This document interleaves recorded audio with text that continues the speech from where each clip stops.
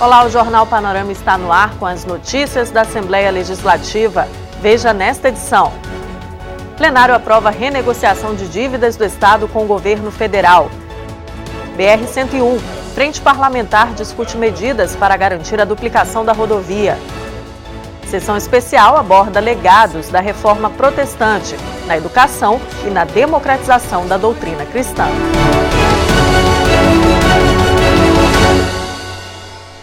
Na última sessão ordinária da semana, os deputados aprovaram projetos do governo. Entre as iniciativas votadas, propostas para garantir a renegociação de dívidas do Espírito Santo com a União. Quem conta os detalhes é a repórter Gabriela Zorzal. Durante a sessão ordinária desta quarta-feira, nós acompanhamos a aprovação de vários projetos de autoria do governo. Eu começo falando sobre as matérias que tratam do refinanciamento da dívida pública com a União e com instituições. Foram 3 projetos sobre esse tema aprovados e eles se alinham a uma legislação federal que criou o Plano de Auxílio aos Estados. Um dos projetos trata da dívida pública com a União. Nesse caso, haverá uma extensão do prazo de pagamento da dívida para 240 meses e também uma alteração no cálculo das parcelas que serão pagas até o mês de junho de 2018. Os outros projetos tratam da dívida com instituições. Um deles permite ao Estado renegociar operações de crédito com a Caixa Econômica Federal. O outro projeto permite a repactuação da dívida com o FGTS, o Fundo de Garantia de Tempo de Serviço. Sobre a aprovação dessas matérias, o líder do governo na casa, o deputado Rodrigo Coelho, conversou com a nossa equipe. São 3 dívidas específicas, diferentes, que vêm desde 1993, são dívidas muito antigas. Em 2 delas tem um alongamento do prazo apenas, sendo que em uma delas também é colocado um período de carência e na terceira especificamente, que tem relação com a Lei 9496, ela muda o indexador e a taxa, que hoje é IGPDI mais 6%, para IPCA mais 4%. O IGPDI de junho foi de 0,96% e o IPCA de junho foi menos 0,23%. Então nós diminuímos a taxa consideravelmente.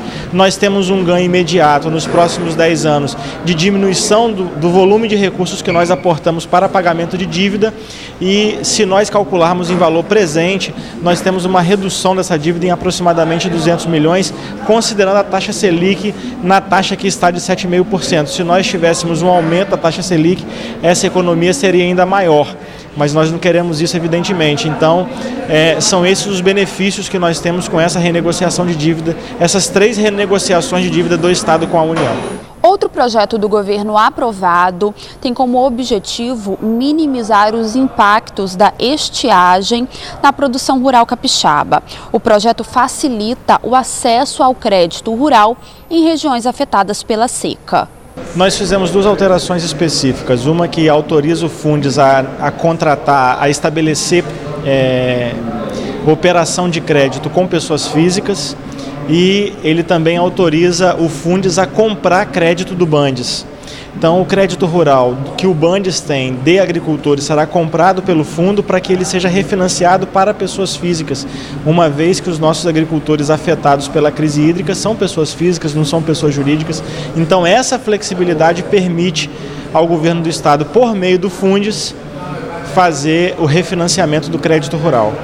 E por último, os deputados analisaram um projeto de lei de autoria do governo, que autoriza a abertura de um crédito para a Secretaria Estadual da Cultura.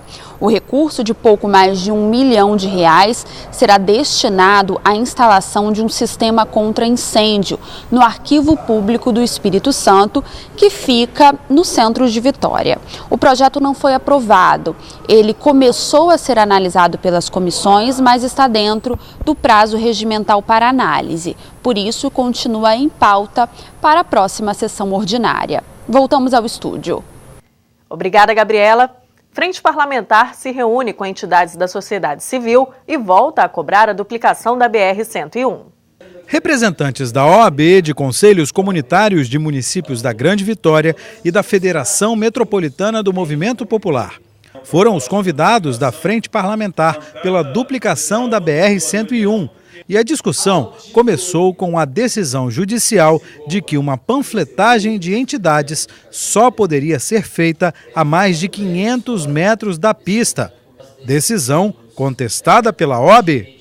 A Ordem tem um histórico muito grande e histórico, efetivamente, de defesa dos interesses da sociedade. Então, dentro desse papel, o que a gente está tentando fazer é facilitar que as associações de moradores, as associações de comunidades, elas também, que são impactadas a todo dia pela BR que não é duplicada e cortam as nossas cidades, elas tenham voz e a gente consiga fazer um trabalho em conjunto com essas outras entidades de pressionar para que o governo federal, para que a NTT, ela cobre da ECO a efetiva duplicação.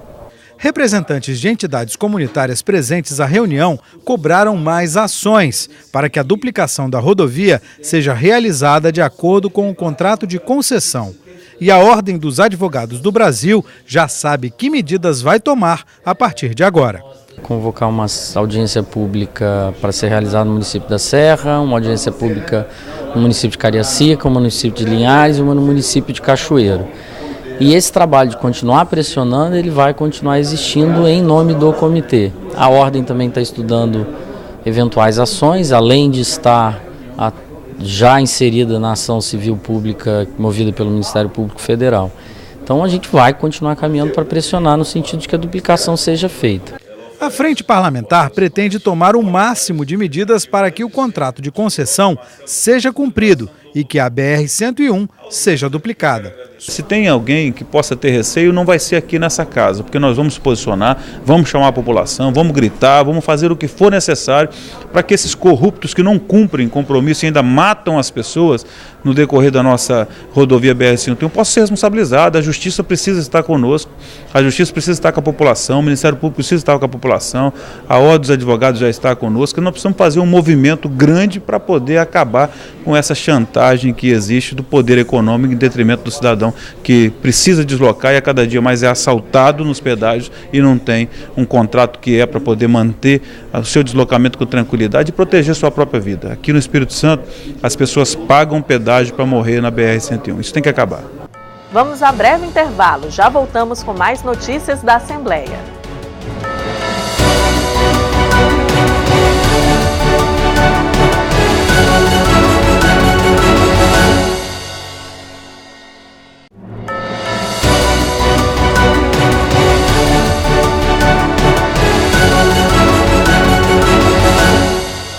O Jornal Panorama está de volta com informações sobre sessão especial realizada na casa para celebrar a Reforma Protestante.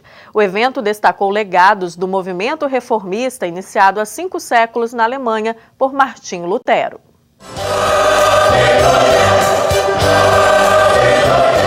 O aniversário de 500 anos da Reforma Protestante foi tema de sessão especial na Assembleia Legislativa. Líderes religiosos e fiéis lembraram a importância do movimento reformista do século XVI, que começou na Alemanha com Martinho Lutero. Questionando vários pontos da doutrina católica, a reforma levou à divisão do cristianismo e à crença de que é a fé em Deus a responsável pela salvação. Naquela época, as pessoas falavam de Deus para Lutero. Mas que Deus que eles apresentavam para Lutero? Um Deus irado, um Deus brabo, um Deus sempre pronto a castigar. E a igreja da época ensinava um caminho. O caminho era, você faz as coisas corretas que você vai merecer a graça de Deus. E Lutero percorreu esse caminho e quanto mais ele fazia, menos paz ele tinha. E foi com esse objetivo de buscar essa paz que ele entrou no mosteiro, num convento. Só que lá ele fez tudo o que era recomendado e ele não encontrava paz. Tanto que ele chegou a dizer que ele tinha ódio de Deus. Até que ele encontrou em Romanos 1,17 as palavras, o justo viverá por fé. E o que ensina esse texto bíblico? É que justiça aqui não é uma justiça minha, mas é a justiça que Deus me atribui em Cristo Jesus. Ou seja, Deus me aceita não por causa daquelas coisas que eu faço, mas Deus me aceita por causa daquilo que Jesus fez por mim. E nós sabemos que Jesus deu a vida, ele foi sacrificado, ele morreu, ele ressuscitou exatamente para me trazer conforto, paz, salvação pelo perdão. Um dos objetivos da Reforma Protestante era tornar a doutrina cristã acessível ao povo. Para isso, Lutero fez um trabalho importante de tradução da Bíblia para o alemão. O que as pessoas tinham na época era a Bíblia em latim. E pouca gente, a não ser o clero, sabia latim. Então a tradução da Bíblia para o alemão possibilitou também as pessoas conhecerem a palavra de Deus. As congregações luteranas também carregam outro legado histórico. Elas se destacam pela vocação educacional. Lutero sempre deu muita ênfase à educação. Ele dizia que ao lado de cada igreja deveria ter uma escola. E por quê? Porque na Europa, na Alemanha, naquela época, havia um analfabetismo muito grande. As pessoas não tinham acesso às escolas.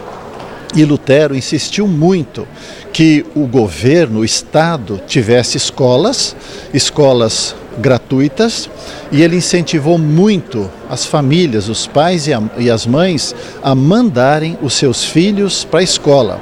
Naquela época a mulher era muito discriminada e ele deu uma ênfase muito grande que deveria não só mandar os meninos para a escola, mas também as meninas. Então o legado educacional de Lutero é muito grande. Os 500 anos da Reforma Protestante foram lembrados em vários lugares do Brasil e do mundo. Na Assembleia Legislativa, a sessão especial foi proposta pelo deputado pastor Marcos Mansur. Martim Lutero bateu muito de frente na reforma, na maneira como a igreja tratava os pobres, né? Porque a igreja ela era a igreja dos ricos. O rico tinha os privilégios, ele tinha a cadeira cativa, o nome dele escrito na cadeira das grandes catedrais. Essa reforma ela veio de encontro a essas questões, mostrando a verdadeira essência da Bíblia, a verdadeira essência e até mesmo a simplicidade do Evangelho que Jesus Cristo pregou para a salvação do homem. Então, por isso que é muito importante para nós a comemoração destes 500 anos da Reforma Protestante. E o parlamentar também foi responsável por um dos momentos de louvor do evento.